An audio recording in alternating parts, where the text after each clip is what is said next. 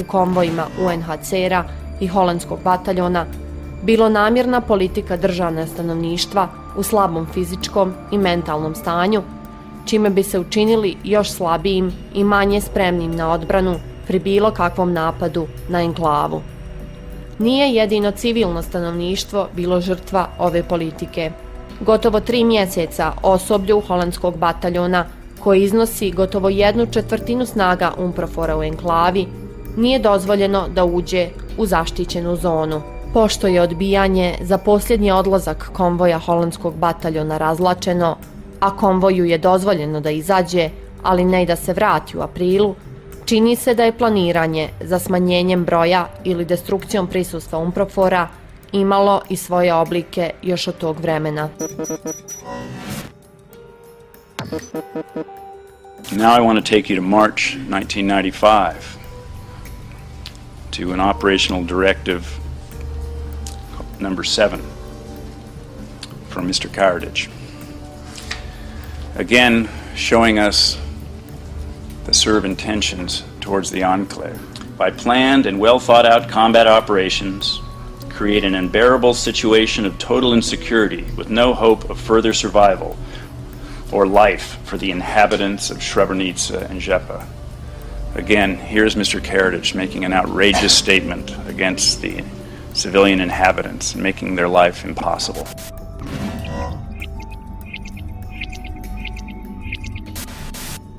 Muškarci koji su se zatekli pred bazom na sistematičan način su udaljavani od autobusa za kladanj i odvođeni u bijelu kuću, smještenu odmah ispred baze UN bataljona u Potočarima. Morali su ostaviti sve svoje stvari ispred kuće. U blizini bijele kuće, iza zgrade transport i u blizini potoka vršena su sporadična ubijanja, u šta su se uvjerili vojnici UN-a. Jedan svjedok je vidio hrpu od 20 do 30 tijela nagomilanih iza zgrade. Kad je nas odvajao, tako odvojio i moga brata. I moj je brat bio u kratkim rukavima. Ja sam njega zamolila da bi ja uzela torbu da odnesem mome bratu, bit će mu hladno. Kaže, nećeš nikud nositi, kaže, neće im više trebati. Dok se ovo dešavalo, zamjenik komandanta holandskog bataljona uputio je predstavnike civilnog stanovništva da naprave spisak svih muškaraca od 16 do 65 godina koji se nalaze unutar i van baze. Predstavnici su se usprotivili i negodovali što se odbacuje plan evakuacije koji su oni pripremili. Ipak, jedan civil je sastavio spisak od 239 ljudi unutar baze. Izgleda da je oko 60 ljudi odbilo da se njihova imena stave na spisak. Nije napravljen spisak o muškarcima van baze. Zamjenik komandanta holandskog bataljona je obavijestio da je insistirao na sastavljanju spiska da bi se ta informacija proslijedila Međunarodnom crvenom krstu kako bi postojao trag o ovim ljudima, a pristao je na odvajanje muškaraca jer su mu vojnici Vojske Republike Srpske objasnili da će postupati sa njima u skladu sa Ženevskom konvencijom.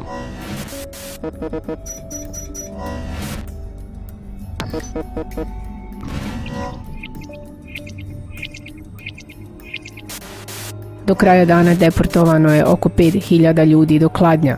U pratnji su bili pripadnici holandskog bataljona, ali nisu mogli postaviti vojnike u autobuse, pa je išlo po jedno UN vozilo u pratnji. Do kraja dana Vojska Republike Srpske je otela 13-14 UN vozila zajedno sa oružjem i opremom. Autobusi i kamioni su bili pretrpani, a vrućina je bila neizdržljiva. Prvi konvoj vozila pratili su pripadnici holandskog bataljona i usput do Tišće nije bilo razdvajanja vojno sposobnih. Kasnije je Vojska Republike Srpske spriječila UN pratnju uz nasilno oduzimanje UN vozila, pa su u Tišći i još ponegdje vršili odvajanja. Kada je majoru Robertu Frankenu, zamjeniku zapovjednika holandskog bataljona, postavljeno pitanje zašto su Srbi otimali vozila UN, on je odgovorio: zato što nisu htjeli da iko bude tamo, to je očigledno. Nisu htjeli da budemo svjedoci onoga što će se dogoditi. Well, the first 3-4 convoys went well. After that it was absolutely frustrated. They were stopped and robbed by parts of the Bosnian Serb army, and that went as far that a couple of my escort teams came back literally in their underpants So the escort of the convoys went wrong. We didn't actually escort them. We were not able to do that. Nakon što su stigli u Tišće, izbjeglice su nastavili pješke prema Kladnju nekoliko kilometara kroz ničiju zemlju između srpskih i muslimanskih linija. Saznalo se da je mali broj muškaraca koji su se ukrcali u autobuse otkriven i izdvojen u konvoju između Tišće i Luke, te smješten u osnovnu školu u Luci.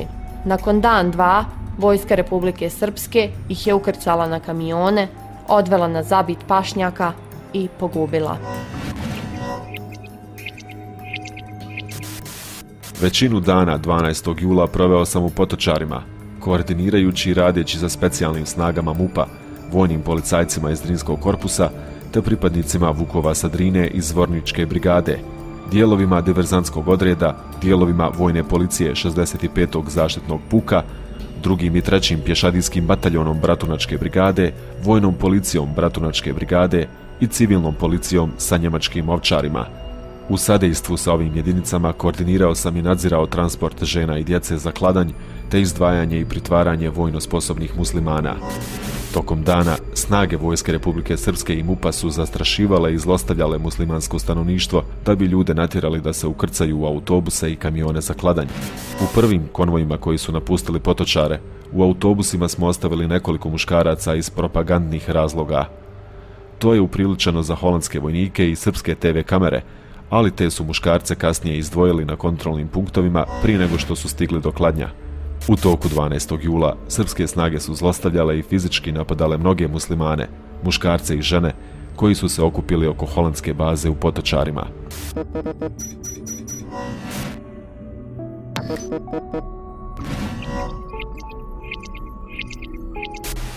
Preživjeli ovog posljednjeg teškog iskušenja etničkog čišćenja, bilo da su to žene, majke sa dojenčadi ili djeca, govore o tome da su ih udarali pesnicama, nogama ili tukli dok su ukrcavani u autobuse koje su vozili Srbi. Nije im data ni hrana ni voda u toku puta dugog 70 km koji vodi kroz grube planinske terene istočne Bosne. Bilo je očigledno da oni nisu imali drugog izbora do da se ukrcaju u autobuse.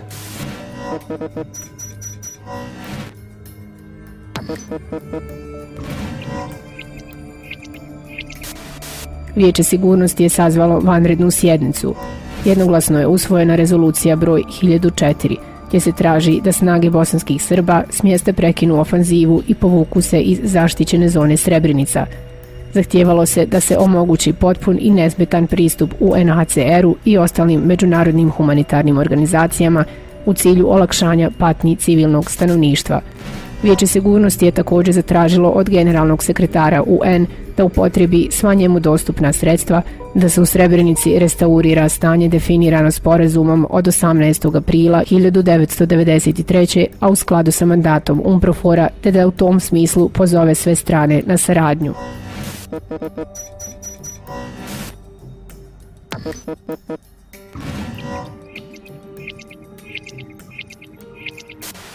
Opkoljavanje, gvozdeni obruč.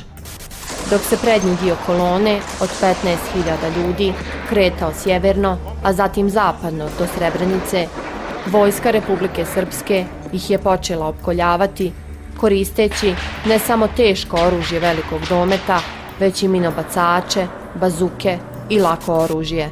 Vojska Republike Srpske je obrazovala kordon duž asfaltirane ceste koja je prolazila kroz Konjević polje i Novu Kasabu, koju će kolona morati preći. Zasjeda. Središnji dio kolone je upao u zasjedu. Nakon što je prešlo samo nekoliko desetina ljudi preko potoka, pojavili su se vojnici Vojske Republike Srpske.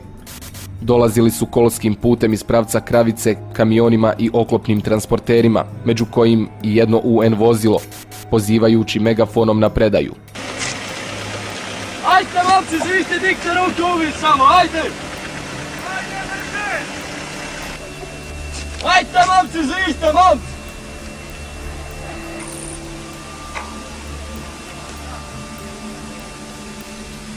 Ima, jel? Ajmo! Požurite malo!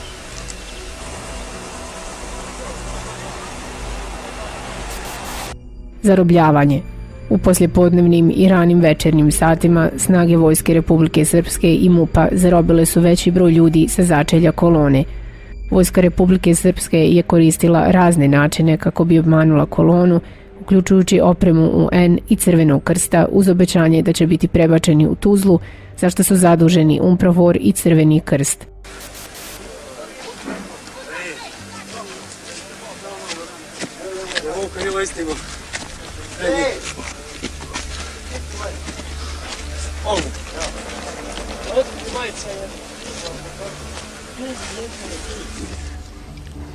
Now, Mr. Husic, you described in part of your answer that you surrendered because you could hear Bosnian Serbs calling you down to surrender.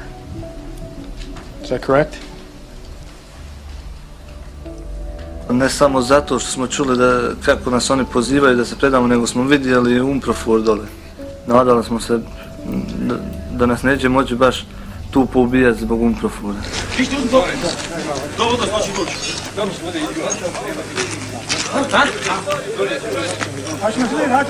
Kadi? Ne, ti ovaj UNPROFOR.